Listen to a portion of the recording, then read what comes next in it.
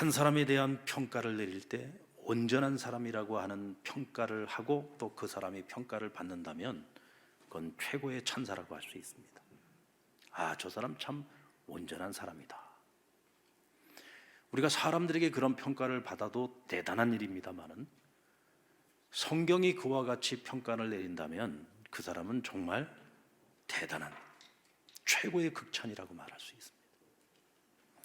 성경에서 온전한 사람이라는 평가를 들었던 두 사람의 이야기가 있습니다. 바로 여호수아와 갈렙이죠. 근데 그 중에서도 이 갈렙이라고 하는 사람은 민수기 14장 24절에 보면 하나님께서 친히 말씀해 주셨어요. 내 종 갈렙은 그 마음이 그들과 달라서 나를 온전히 쫓았더라. 그는 나를 온전히 쫓는 사람이었다라고 하나님께서 친히 그를 인정해 주셨습니다. 그는 다른 사람들과 다르다는 거예요. 같은 신앙 공동체 안에 있어도 그 신앙 공동체에 있는 여느 다른 사람들과 달리 그는 온전히 나를 믿고 나를 쫓았다라고 인정해 주신 겁니다. 신명기 1장 36절에서는 모세가 과거에 하나님께서 하셨던 말씀을 이스라엘 백성들에게 상기시키시면서 말씀하셨습니다. 오직 여분네의 아들 갈렙은 온전히 여호와께 순종하였습니다. 여호수아서 14장 14절에서는 여호수아가 땅을 분배하면서 갈렙에 대해서 이렇게 평가합니다. 그가 이스라엘의 하나님 여호와를 온전히 쫓았더라. 자, 하나님께서도 친히 인정해 주셨고 모세도 여호수아도 이스라엘의 지도자들이 하나같이 갈렙에 대해서 인정한 것이 무엇입니까? 그는 여호와를 온전히 쫓았더라. 라이프 성경 사전에 보면은 온전이라고 하는 단어를 이렇게 설명하고 있습니다. 조금도 부족함이 없고 흠이 없으며 완벽하고 안정된 상태. 그러니까 갈렙이 여호와를 온전히 쫓았다라는 말은 무슨 의미냐면 하나님께서 만족하실 만큼 부족함이 없이 완벽하게 하나님의 뜻에 순종했다라는 뜻입니다. 그러니까 온전함이란 하나님께 대해서는 충성심을 말하는 것이고 자기 자신에 대해서는 성실함을 말하는 것이고 타인과의 관계에서는 신실함을 의미하는 것입니다. 이것을 우리가 통틀어서 온전하다라고 말하는 것이죠. 여러분, 성경에는 온전한 사람의 이야기가 많을까요, 적을까요? 서두에 말씀드리지 않았습니까? 여호수아와 갈렙 외에 온전하다라는 평가를 받은 사람은 없습니다. 그렇다고 그들의 삶이 완전했다는 얘기는 아닙니다. 성경이 그렇게 평가한 사람이 오늘 갈렙이라는 것을 말씀하고 있어요. 여러분, 성경에 나오는 믿음의 조상 아브라함, 그에게 허물이 없었나요?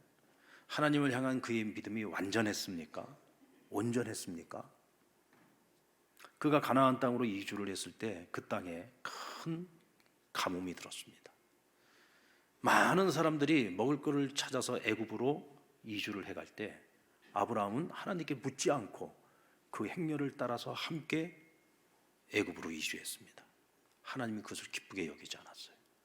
결국 하나님이 원하시지 않는 길로 걸어갈 때 거기서 시험을 만나게 되죠. 하마터면 사랑하는 아내 사라를 애굽의 바로에게 빼앗길 뻔했습니다. 왜 그랬습니까? 거짓을 말했거든요. 사라를 자기 누이로 속였습니다.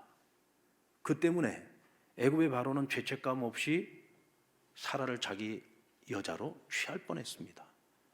또 그 이후에는 그랄 땅에서 아비멜렉에게 또 한 번 같은 실수를 범했죠. 하마터면 하나님이 간섭하지 않았으면은 사라를 다른 남자에게 빼앗길 뻔했습니다. 그리고 두 사람은 범죄하도록 만들 뻔했어요. 이게 여러분 믿음의 조상 아브라함의 면목입니다. 다윗은 어떻습니까? 하나님이 그토록 사랑했던 다윗, 자신의 충신 우리아의 아내와 간통하고 아이를 갖게 하고 그리고 그 우리아를 사지로 몰아넣어 결국은 죽음에 이르게 만들었습니다. 지면에 누구보다 온유했던 모세조차도 무리바에서 혈기를 다스리지 못해 가나안 땅에 들어가지 못하는 실수를 저지르고 말았습니다. 자, 여러분, 방금 제가 말씀드렸던 분들은 믿음에 있어서 최고라고 성경이 인정해 주는 사람들이잖아요. 믿음의 조상들입니다. 정말 우리가 어떤 신앙의 모델로 삼고 닮고 싶고 따라가고 싶은 그런 분들이잖아요. 그러나 그들의 삶에도 이와 같은 얼룩이 있었다는 거죠. 허물이 있었다는 겁니다. 그런데 갈렙은 오늘 성경은 처음부터 끝까지 그가 온전했다라고만 평가를 하고 있습니다. 우리가 이 하나만 가지고서 갈렙을 절대 평가하기는 어려워요. 그러나 분명한 것은 갈렙의 이야기를 성경이 담고 있는 그 전체 이야기를 살펴보면 왜 갈렙을 온전하다라고 평가를 하고 있는지 우리가 함께 공감할 수밖에 없다는 것을 말씀드립니다. 그래서 저는 오늘 이 갈렙의 신앙에 대해서 같이 말씀 안에서 살펴보고자 합니다. 갈렙은 은혜를 알고 보은할 줄 아는 사람이었습니다. 성경은 갈렙을 소개할 때마다 항상 그니스 사람 여분네의 아들 갈렙이라고 소개를 합니다. 여기서 그니스 사람 그랬는데 그니스는 그나스라고도 부르는데요, 이 그나스는 에돔 족속을 의미합니다. 에돔 족속의 조상은 이삭의 장남이었던 에서죠. 그러니까 갈렙의 본래 혈통은 유다 지파에 속해 있는데 사실은 유다 혈통이 아닙니다. 다시 말하면 에서의 혈통이요 에돔 족속이었다는 거죠. 그의 조상들이 어떻게 하다가 에돔 족속이었는데 유다 지파에 속하게 되었는지는 성경이 정확하게 설명하고 있지는 않아요.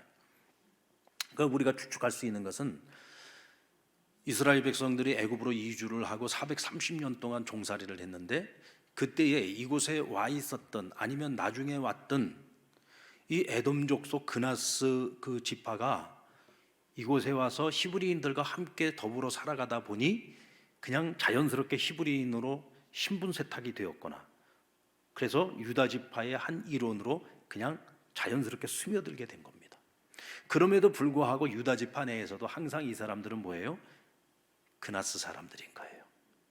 원래 처음 출생이 에서의 혈통이라는 거죠.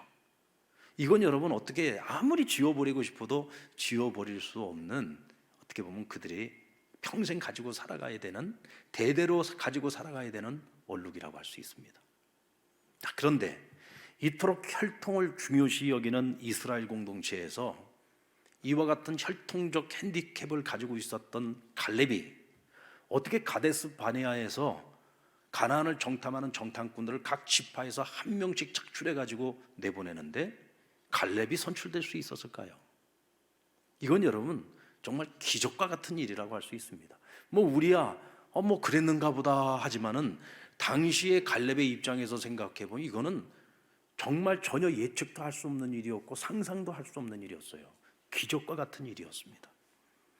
당시 유다 지파는 실질적인 장자 지파나 다름이 없었습니다. 게다가 행군을 할 때에도 항상 선봉에 서는 핵심 군단이었어요. 당시 유다 지파의 군대에 속한 20세 이상의 남자 수가 74,600명이었습니다. 그러니까 갈렙이 74,600대 1의 경쟁률을 뚫고 정탐꾼으로 뽑힌 겁니다. 여러분들 남의 일이라고 그렇게 아무 감동 없이 그냥 들으시면 안 됩니다.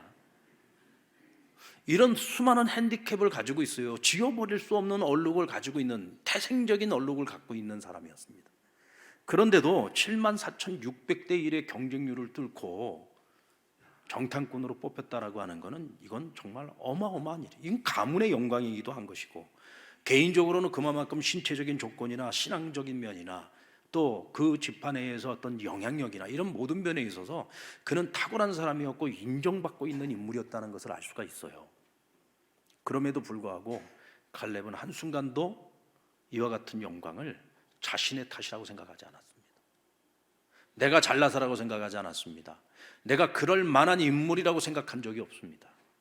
이 모든 것이 하나님의 은혜라고 생각을 했습니다. 이 모든 것이 하나님의 은혜다. 나같이 자격 없는 자가, 나같이 허물이 많은 사람이, 나같이 이런 태생적인 얼룩을 가지고 있는 사람이 어떻게 그와 같은 자리에 내가 설 수 있는가? 이건 전적인 하나님의 은혜다. 그래서 그는 끝까지 하나님께 믿음을 지키고 의리를 지킵니다. 여러분들 같은 정탐을 하러 갔다 왔는데 10명은 부정적인 보고를 했고 여호수아와 갈렙 두 사람만이 긍정적인 보고를 했습니다. 여러분, 갈렙은 믿음의 고백을 했고 믿음의 보고를 했어요. 이것은 그가 가지고 있는 믿음 때문이었겠죠. 믿음의 행동이었습니다. 그러나 사실은 그 이전에 우리가 먼저 생각해야 될 것은 항상 갈렙의 마음속에 어떤 마음이 있었느냐? 하나님께 감사의 마음. 하나님의 은혜에 대해서 내가 무엇으로 갚을까라고 하는 이 마음을 늘 가지고 있었던 것 같아요. 결국은 이스라엘 백성들이 그 10사람 부정적인 보고를 했던 그 정탐꾼들과 하나가 되어서 모세와 아론을 원망하고 하나님께 원망하고 있을 때, 여러분, 하나님의 중재자로 나섰던 사람이 누굽니까? 갈렙입니다. 그가 나서서 뭐라고 얘기했습니까? 우리 하나님을 거역해서는 안 된다. 오늘 우리가 여기까지 어떻게 왔냐? 하나님의 은혜로 우리가 여기까지 왔다. 하나님을 절대로 거역해서는 안 된다. 저들을 두려워하지 말자. 하나님이 우리와 함께 하신다. 저 땅은 하나님이 우리에게 약속하신 땅이다. 올라가서 차지하자. 하나님 반드시 우리를 이기게 할 것이다. 그가 이와 같은 고백을 어떻게 할 수 있었을까요? 어쩌면 그러다가 돌에 맞아 죽을 수도 있는데 죽음을 불사하고 어떻게 이런 믿음의 고백을 할 수 있었겠습니까? 그는 항상 하나님의 은혜에 대한 감사의 마음으로 내가 어찌 하나님께 보답할까?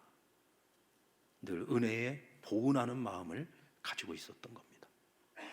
저는 이것이 의리라고 생각합니다. 여러분, 믿음이라는 것은요, 결국은 딴 거 아닙니다.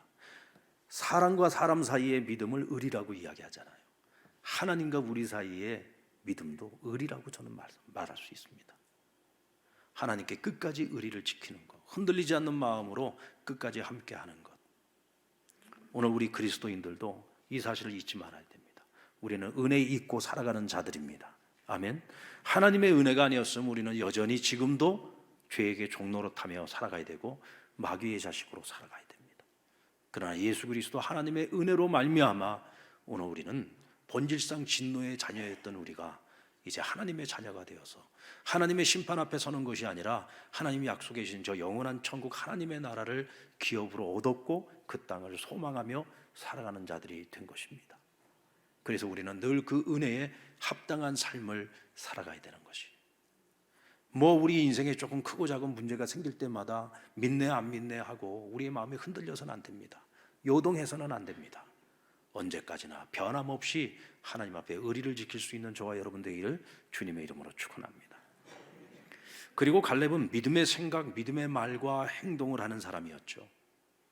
여러분들, 사람들은요, 옳고 그름을 따지기 전에 흔히 다수의 의견에 마음이 쏠리는 경우가 많습니다. 많은 사람들이 다수가 이야기한다고 해서 다수가 하는 말이 다 옳다고 생각을 하는 경향이 있어요. 그렇지 않습니다, 여러분. 특별히 믿음의 세계는 더더욱 그렇지 않습니다. 많은 사람들이 다수가 이야기한다고 해서 항상 다수결이 늘 옳은 것만은 아닙니다. 왜 그렇습니까? 사람들이 완전하지 않기 때문이죠. 여러분, 이스라엘 공동체 전체 가운데에서 믿음을 가지고 믿음의 말을 하고 믿음의 행동을 하는 사람이 오늘 여호수아와 칼렙, 그리고 모세와 같은 몇몇 사람을 제외하고는 모두가 다 불신앙의 사람들이었습니다.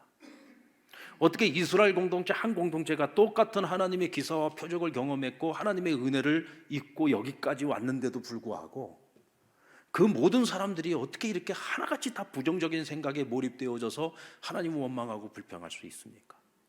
이것이 여러분 다수의 한계입니다.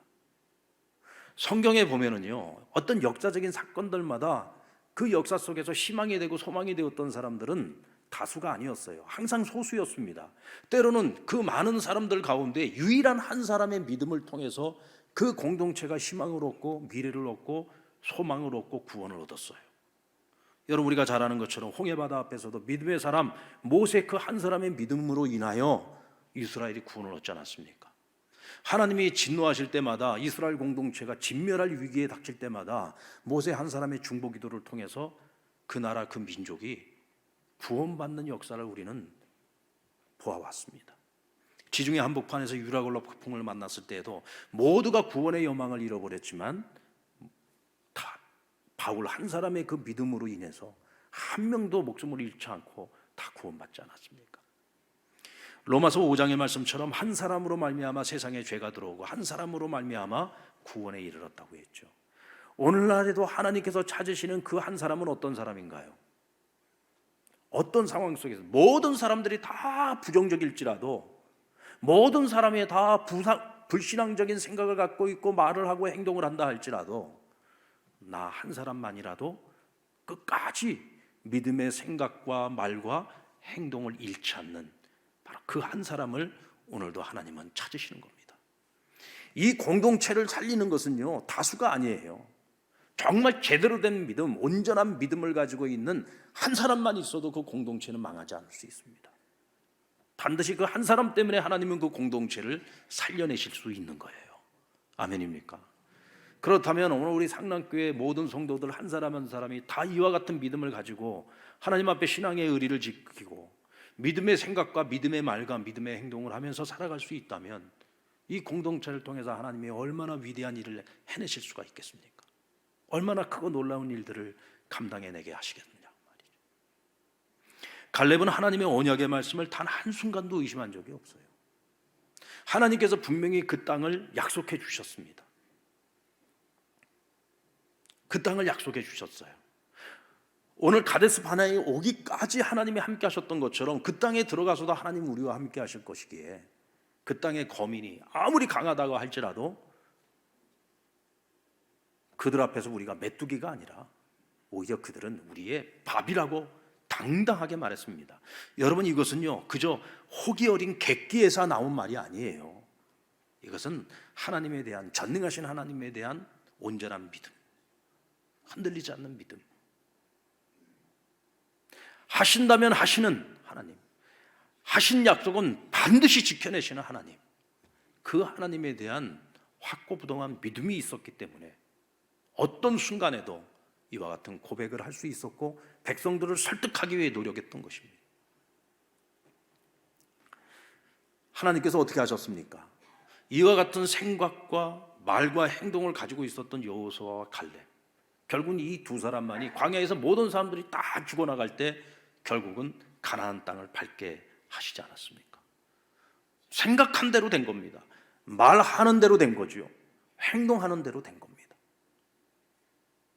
우리 상남의 모든 믿음의 식구들이 같은 말, 같은 뜻, 같은 생각을 가지고 살아가기를 바랍니다. 어떤 생각이에요? 믿음의 생각이에요. 믿음의 말을 해야 되고 믿음의 행동을 해야 됩니다. 갈렙은 남의 길을 구경하는 사람이 아니라 자기 길을 걷는 사람이었습니다. 어쩌면 갈렙의 모습 속에서 우리가 가장 주목해야 될 아주 중요한 모습이라고 저는 생각합니다. 가데스 바네아에서 실질적으로 하나님의 대변인 노릇을 했던 사람은 여호수아가 아니라 갈렙이었습니다. 실질적으로 흥분하여 반역하는 백성들을 꾸짖기도 하고 설득하기도 했던 사람은 갈렙이었습니다. 그럼에도 불구하고 그 이후에 광야 40년을 지내는 동안에 갈렙의 이름은 한 번도 거명되지 않습니다. 모세를 잇는 이인자의 역할을 누가 했어요? 여호수아가 했습니다. 나중에 모세를 잇는 후계자의 역할을 누가 했습니까? 여호수아가 했습니다. 40년 동안 갈렙은요 묻혀버리고 맙니다. 다시 무명으로 돌아가 버린 거예요. 전혀 그 이름이 거명되지 않습니다.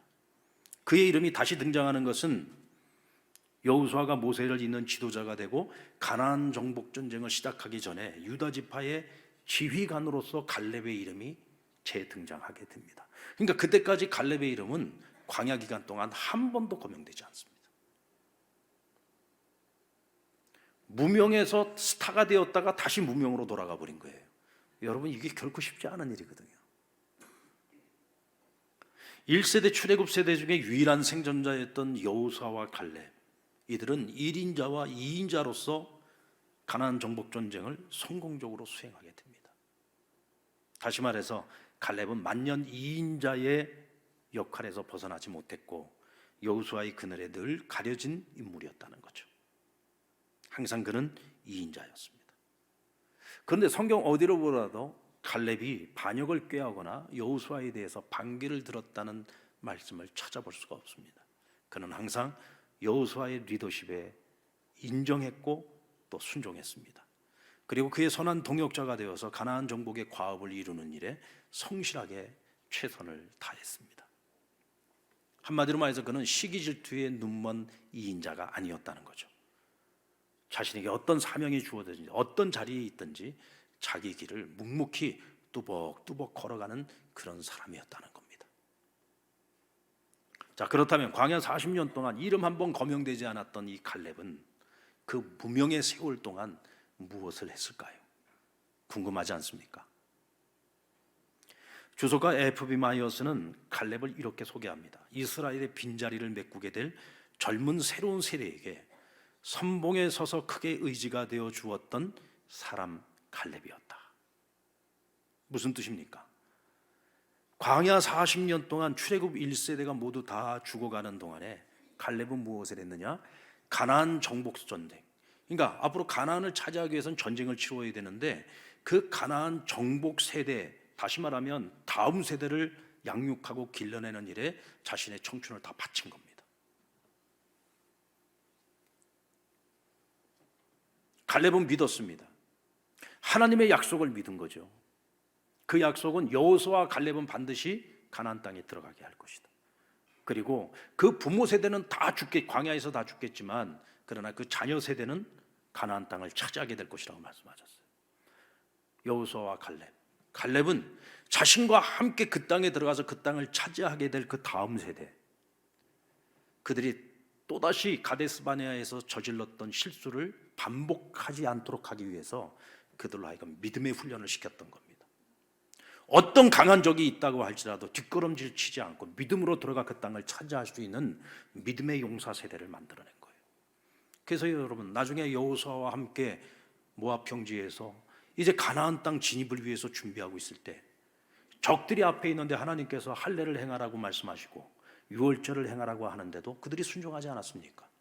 과거의 가데스 바네아 같았으면 절대로 그 명령에 순종하지 않았을 겁니다. 저기 앞에 지금 눈이 시퍼렇게 뜨고 지금 자기들을 바라보고 있는데 그 앞에서 할례를 행하면 남자들은 적군이 쳐들어오면 다 죽는 겁니다. 꼼짝을 못합니다. 유월절 축제를 벌이라고 합니다. 적진 앞에서 축제를 벌인다는 게 말이 됩니까? 그러나 그들은 순종했습니다. 어떻게 그 일이 가능했을까요? 하나님께서 광야에서 40년 동안 그들을 훈련시켰기 때문이에요. 그런데 하나님은 누구를 통해서? 믿음의 사람 갈렙을 통해서 그 다음 세대를 훈련시키셨던 겁니다. 그리고 그는 과거의 가나안 땅에 들어가서 그 땅의 거민들이 얼마나 강한 사람들인지를 보았습니다.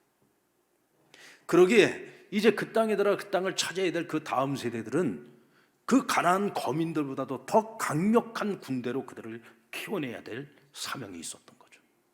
여러분 생각해 보십시오. 우리는 하나님께서 우리에게 어떤 것을 약속해 주셨다. 그 약속은 반드시 이루어진다. 그런데 그 약속이 이루어진다는 것을 믿고는 있는데 그 약속이 이루어질 수 있도록 내가 해야 될 준비가 있고 하나님이 하셔야 될 일이 있다는 것을 분별할 수 있어야 돼요. 하나님이 그 일을 하신다고 해서 우리는 아무것도 안 하고 아무런 준비도 없이 그냥 되어질 수 있느냐? 그렇지 않습니다. 오늘 우리가 기도하는 시간에도 통일을 위한 기도를 드렸습니다마는 여러분, 통일이라고 하는 것이 하나님께서 하나님의 역사의 계획 가운데 있다고 해서 그게 그냥 이루어지는 것이 아니죠. 오늘 이 땅의 교회와 그리고 이 나라의 이 민족이 얼마만큼 준비가 되어졌느냐에 따라서 그날이 더 빨리 올 수도 있고 늦게 올 수도 있는 거예요. 하나님이 하실 일이 있고 우리가 할 일이 있는 겁니다. 갈렙은 알았습니다. 우리가 해야 될 일을 지금부터 준비해야 된다. 언젠가 하나님께서 그때가 되었을 때 우리를 쓰실 만큼, 우리를 사용하실 만큼 준비된 나라가 돼야 된다. 민족이 돼야 된다. 그 확신이 있었던 거죠. 그러니까 그에게 주었던 이 40년이라는 세월, 광야에서의 시간은 그저 후회와 해안으로 가득한 그런 시간, 시기와 질투심으로 가득한 그런 시간이 아니었어요. 하루하루가 아까운 시간이었습니다. 왜요? 언제 그날이 올지 모르기 때문에 충분히 준비해야 되는 시간이었단 말이죠. 또다시 실수하지 않도록 믿음을 준비하고 또한 강한 군대로 단련시켜야지 되는 그런 훈련의 시간이었던 겁니다. 여러분, 그런 준비가 있었기 때문에 가나안 정복 전쟁을 승리할 수 있었던 겁니다. 비록 하나님께서 친히 싸워서 승리하게 한 전쟁이었습니다마는 그러나 준비되지 않은 백성들을 데리고 하나님은 그 일을 하시지 않습니다. 40년간 준비된 백성이었기 때문에 하나님이 그들을 사용하실 수 있었던 거죠. 오늘 그 일의 중심에 갈렙이 있었다는 것입니다. 뿐만 아니라 갈렙은 자기 자신도 가나안 땅에 들어가서 그 땅을 차지하기 위한 전쟁을 할 때 그저 뒷전에 있는 노병으로 머물기를 원치 않았습니다. 선두에 서서 진군하는 지휘관이 되기 위해 그는 여러분 나이를 먹어감에도 불구하고 노병이 되어가는데도 불구하고 그는 청년의 몸을 잃지 않고 스스로를 끊임없이 단련했습니다. 그래서 여러분 훗날 여호수아에게 헤브론 땅을 요구할 때 뭐라고 했죠? 내 나이 지금 85세이지만 내가 아직 강건하다라고 얘기했습니다. 내가 아직 강건하다. 내가 40세 때에 내가 우리 유다 지파에서 착출되어 그 땅을 정탐하러 갔을 때 그때나 지금이나 나는 하나도 다르지 않다. 지금도 나는 강건하다. 청년의 기상을 가지고 있다. 그래서 나는 지금도 전쟁을 치를 수 있다. 얼마든지 그 땅을 들어가서 난 그 땅 차지할 수 있다. 그러면서 뭐라고 했습니까? 이 산지를 내게 주소서. 여기서 말하는 이 산지를 내게 달라고. 이 산지가 어떤 곳입니까? 헤브론 땅이잖아요. 여러분, 이 헤브론 땅에 누가 살고 있습니까? 아낙 자손이 살고 있어요. 그래서 아직까지도 이 헤브론 땅은 이스라엘이 빼앗지 못한 땅이었습니다. 남겨있는 땅이었어요. 왜? 아낙 자손이 살고 있어요. 가장 강력한 군대가 그곳에 있습니다. 어느 누구도 어떤 지파도 나서서 그 땅을 차지하러 올라갈 생각을 못하고 있었습니다. 다들 서로 눈치만 보고 있었죠. 그러나 여러분, 갈렙은 어떤 믿음이 있습니까? 하나님께서 내게 저 헤브론 땅을 약속해 주셨다. 우리는 믿음을 가지고 그 땅으로 올라갈 것이다. 나는 이 전쟁을 치르기 위해 충분히 준비되어져 있는 사람이다. 그러므로 내게 이 산지를 주소서 하고 그는 당당하게 외칠 수 있었던 겁니다. 여러분, 우리가 신앙생활하면서요, 절대로 우리가 나이를 얘기해서는 안 됩니다. 내 나이가 몇이라서 이제 내가 이 나이에 뭘 할 수 있겠나? 여러분, 갈렙은 85세에 지금 이 전쟁, 가장 힘든 전쟁, 아무도 하고 싶지 않은, 모두가 다 기피하는 이 전쟁을 위해서 자기 한 몸 불사르겠다고 지금 나서고 있잖아요. 문제는 후패자가 있는 우리의 육체가 아니라 오늘 우리 믿음이 연약해지고 있음의 문제입니다. 앞으로 우리 상강교회에서는 어떤 경우에도 나이를 이야기하지 않길 바랍니다. 아이, 목사님, 내가 이제 이 나이에 내가 뭘 하겠어요? 이 나이 같은 소리 하지 마십시오. 갈렙은 85세에도 이 일을 하겠다고 나섰습니다. 세상 사람들은 그러잖아요. 사랑하기에 딱 좋은 나이인데. 여러분, 우리가 하나님의 일을 하기에 딱 좋은 나이입니다. 언제가요? 지금이요. 내가 몇 살이 됐던 건 상관없습니다.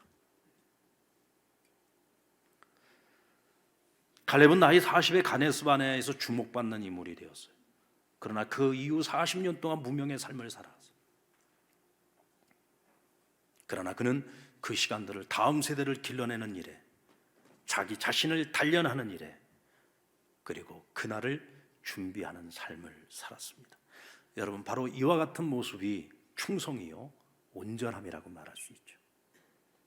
사도 바울은 로마서 12장 3절에서 이런 가르침을 주었습니다.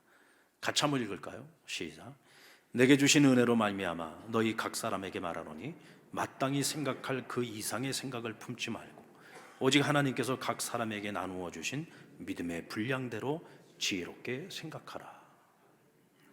우리는 각자가 하나님께서 주시는 은사와 믿음의 분량을 따라 생각하고 말하고 행동해야 됩니다. 그 이상의 생각을 하지 말라고 했습니다. 여러분, 남이 하는 걸 보면은요, 다 마음에 안 들어요. 내가 하면 더 잘할 것 같습니다. 이런 생각, 이런 말, 이런 행동이 자칫 공동체를 어지럽게 만들 수도 있고 공동체를 무너지게 만들 수도 있습니다. 하나님 나라에서 가장 필요로 하는 사람은 어떤 사람이냐? 바로 갈렙과 같은 사람입니다. 만년이 이인자였지만 그는 마땅히 생각해야 될 그 이상의 생각을 하지 않았습니다. 항상 나에게 주어진 일, 나에게 맡겨진 자리, 내가 해야 할 그 일에 있어서 그는 늘 충성되었고 신실하고 성실했습니다. 그래서 그는 온전하다라고 하는 평가를 받은 거예요. 사랑하는 여러분, 오늘 갈렙과 같이 공동체 전체를 위해서 다른 사람을 빛나게 해줄 수 있는 그런 서로가 될 수 있기를 주님의 이름으로 축원합니다. 하나님은 그런 사람들을 통해서 오늘도 하나님의 나라를 이루어 가시고 세워 가시는 거예요. 그리고 갈렙은 다음 수를 생각하는 지도자였어요. 단순히 헤브론 땅을 차지하는 것에만 목적을 두지 않았고 그 다음을 항상 생각을 합니다. 왜 그가 헤브론 땅을 차지하려고 했을까? 하나님이 약속하신 것도 있지만 그 헤브론 땅 가운데서도 특별히 기럇 세벨에 더 마음을 두고 관심을 갖고 또 이 기럇 세벨을 제일 첫 번째로 빼앗고자 했었던 이유가 무엇일까? 오늘 성경에는 보면은 헤브론의 옛 이름이 기럇 아르바다라고 이야기를 하고 있는데 본래 그 이름을 보면 그 이전으로 거슬러 올라가서 보면은 기럇 세벨이라는 이름을 갖고 있어요. 근데 그 이름의 뜻이 뭐냐면 책의 도시, 기록의 도시라는 뜻을 갖고 있습니다. 왜 그 많고 많은 도시들 가운데서도 특별히 헤브론 그 중에서도 기럇 세벨을 차지하고 싶었을까요? 바로 그것은 가나안 땅의 오랜 고대 문헌과 그리고 역사적인 문헌들이 보관되어져 있는 도시였기 때문입니다. 왜 이런 문헌들을 여러분 헤브론 땅에다가 가나안 사람들은 그곳에 보관하고 있었을까요? 이곳에 가장 강한 군대가 있었기 때문이죠. 누구도 와서 이곳을 빼앗지 못하도록 하기 위해. 왜? 이것이 핵심이기 때문에 그렇습니다. 오늘날에도 그렇지 않습니까? 정보를 장악하고 있는 사람이 가장 큰 권력을 가질 수 있죠. 지금 여러분 러시아와 우크라이나 전쟁에서 모든 면에서 우크라이나가 훨씬 더 열악한 환경 속에 있어요. 그런데도 지금 전쟁에서 싸우는 싸움마다 지금 이기고 있습니다. 그 이유가 뭐라고 생각하십니까? 미국과 유럽이 열심히 도와주기 때문인가요? 거기도 한계가 있습니다. 가장 큰 힘은 정보입니다. 정보. 일론 머스크라고 하는 사람이 여러분 우리가 잘 알고 있는 테슬라 그 창업주 아닙니까? 근데 이 사람이 우주에다가요 인공위성을요 1000개를 띄워놨어요. 1000개. 우리나라가 한 나라가 올려놓은 것도 몇 개 안 되는데 1000개를 띄워놓고 이 정보 통신을 갖다가 완전히 꽉 잡고 있는 거예요. 이 통신의 속도가 얼마나 빠른지 모르겠어요. 보지 못하는 곳이 없습니다. 그러니까 지금 전쟁을 치르고 있는데 러시아 진영에 관한 모든 정보를요 한눈에 다 영상으로 다 보고 있어요. 어디에다가 폭탄을 쏴야 되는지를 다 보면서 쏘는 거예요. 러시아는 그걸 보지 못합니다. 얼마나 많은 정보를 가지고 있느냐, 얼마만큼 적 진치를 정확하게 보고 때리느냐에 따라서 승패가 결정이 되는 겁니다. 지금 여러분 21세기 전쟁은 그렇게 진행이 되고 있습니다. 결국은 정보를 누가 쥐고 있느냐. 여러분 갈렙이라고 하는 사람은요 미래를 내다볼 줄 아는 사람이었어요. 이 땅을 차지하는 것에서 끝나는 것이 아니라 이 땅을 차지하는 우리 다음 세대가 영원토록 하나님이 주시는 이 은혜를 이 땅 가운데 누릴 수 있도록 그러기 위해서는 적을 알아야 되죠. 적을 알기 위해서는 적의 역사를 알아야 됩니다. 적에 관한 정보를 알아야 됩니다. 그래서 바로 이 기럇세벨 이곳에 있는 그들의 문헌을 통해서 그들의 자료를 통해서 그들을 배우고 또 그들이 가지고 있었던 선진 문물들이 있다면 그런 것들도 그들이 습득을 해서 이스라엘을 위하여 그들의 후손이 그들의 다음 세대가 그리고 그나스 지파가 선한 영향력을 미치고 나라와 민족을 위해 보탬이 되는 후손이 되기를 원했던 겁니다. 그래서 여러분 참 재미있는 것은요 1인자였던 여호수아 그의 후손들에 관한 이야기는요 전혀 나와 있질 않아요. 그런데 이 갈렙의 후손들의 이야기는 역대기에 그들의 그 후손들의 이름이 줄줄이 나오고 있습니다. 그의 딸 악사와 그의 사위였던 온니엘. 여러분 이 온니엘이라는 사람이 누구예요? 이 기럇세벨 전투에서 가장 큰 공을 세워가지고 그의 딸 악사와 결혼을 하잖아요. 이 전쟁에서 가장 큰 공헌을 한 사람에게는 내 딸 악사를 주겠다. 이걸 완전히 상품으로 내놓은 거예요. 그래가지고 얻은 사위가 온니엘이었는데 이 온니엘이 누구냐? 이스라엘 최초의 사사였습니다. 1대 사사. 그리고 그가 이스라엘을 다스리는 동안에 40년 동안 태평성대를 이루었어요. 그뿐이겠습니까? 그 믿음이 그 다음 때로 계속해서 계승되면서 역대기에 출출한 명장들로, 그리고 나라와 민족을 구해내고 살려낸 그런 믿음의 용장들로 그 후손들의 이름이 줄줄이 나오고 있습니다. 여러분, 다음 세대를 생각해 보면 누가 더 성공한 인생입니까? 여호수아보다도 갈렙이 더 성공한 인생입니다. 여러분, 우리는 항상 당대의 모든 것이 끝난다고 생각하시면 안 됩니다. 당대 우리가 아무리 많은 영광을 누렸다고 할지라도 그 다음 때에 가서 그 영광이 아니라 혹시라도 부끄러운 역사가 만들어진다면 그것은 절대로 성공적인 인생을 우리가 살았다고 말할 수가 없습니다. 그래서 우리는 반드시 우리 믿음의 유산을 우리 다음 세대에게 물려줘야 되는 거예요. 아멘입니까? 우리 다음 세대에게 물려줘야 되는 겁니다. 오늘의 상랑교회보다 내일의 상랑교회가 더 건강하고 행복한 교회가 되고 하나님께 존귀하게 쓰임받는 교회가 되어야 되지 않겠습니까? 지난 70년 전에 우리 상랑교회는 그렇게 아무것도 없는 정말 빈터에서 한 가정집에서 개척이 되었습니다. 그리고 초창기 개척자들의 정말 정성 어린 자기 희생과 헌신을 통해서 오늘 상랑교회가 오늘 여기까지 올 수 있었던 겁니다. 그들이 아름다운 신앙의 유산을, 헌신적인 유산을, 충성된 유산을 그 다음 세대에게 이어지면서 오늘 여기까지 우리 상랑교회가 올 수 있었고, 지금 이 시대를 상랑교회를 지키고 있는 우리가 더 아름다운 신앙을 유산으로 물려준다면 우리의 다음 세대를 통해서 더 꽃을 피워가지 않겠습니까? 우리는 항상 다음 수를 읽을 수 있어야 됩니다.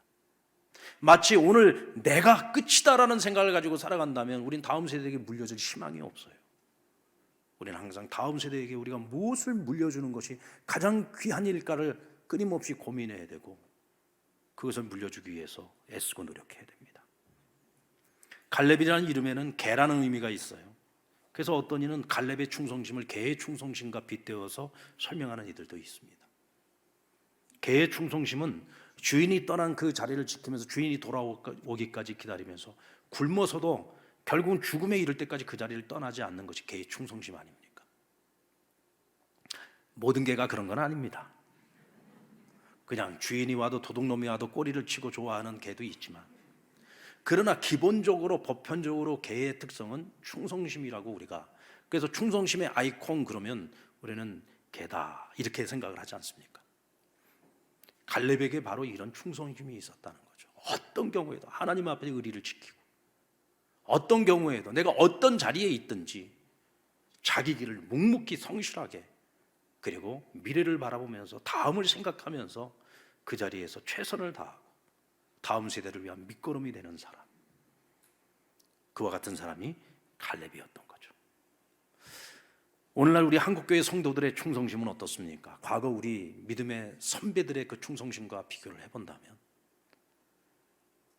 우린 참 어쩌면 굉장히 부끄러운 오늘 우리의 모습을 가지고 있다.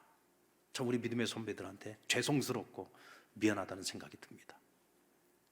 요즘은 목회자가 성도들에게 바른 길을 가르치려고 하고, 또 그 바른 길을 가르치기 위해서 때로는 좀 모진 소리를 할 때도 있죠. 그러면 이제 금방 피드백이 오잖아요. 나 상처받았습니다. 어떻게 그런 말을 할 수가 있습니까? 어떻게 왜 그런 상처 주는 말을 할 수 있습니까? 이런저런 볼멘 소리들이 여기저기서 흘러나오죠. 참 힘든 시대입니다. 어떻게 보면 그 어느 때보다도 풍요롭고 좋은 시대를 살아가고 있는데, 참 바르게 가르치고 지도한다는 것이 그 어느 시대보다도 어려운 시대가 되었습니다. 예전 우리 선배들은 정말 가난하고 그 힘들었던 시절을 보냈지만 그들은 그 속에서도 하나님 섬기고 교회를 섬기고 성도들을 섬기기 위해서 자기를 아낌없이 희생했던 분들입니다. 그리고 그 덕에 우리는 지금 이렇게 많은 것을, 좋은 것을 누리고 있습니다. 그런데 여러분, 누리려고 하는 세대에게는 앞으로의 희망이 없습니다. 그걸 기억하셔야 됩니다. 우리 이전에 믿음의 선배들이 그 희생과 헌신이 있어서 그 다음 세대인 우리가 지금 이 모든 것들을 누리고 있다면, 지금 우리가 그것을 누리려고만 하고 심으려고 하지 않으면 우리의 다음 세대에게는 물려줄 것이 없습니다. 미래가 없고 희망이 없는 겁니다. 그래서 저는 그 어느 때보다도 오늘 우리에게 이 갈렙의 신앙이 필요하다고 생각합니다. 하나님 앞에 끝까지 의리를 지키는 믿음, 은혜에 보은하는 믿음, 믿음의 생각과 믿음의 말을 하고 믿음의 행동을 할 수 있는 온전한 그리스도인. 우리가 여기서 이것이 다인 줄 알고 살아가는 것이 아니라 다음 세대를 위해서 오늘 나를 희생할 수 있는 그런 믿음의 세대. 오늘 우리 상남교회 그리고 저와 여러분 우리 모두가 그와 같은 갈렙의 신앙을 회복할 수 있기를 주님의 이름으로 축원합니다.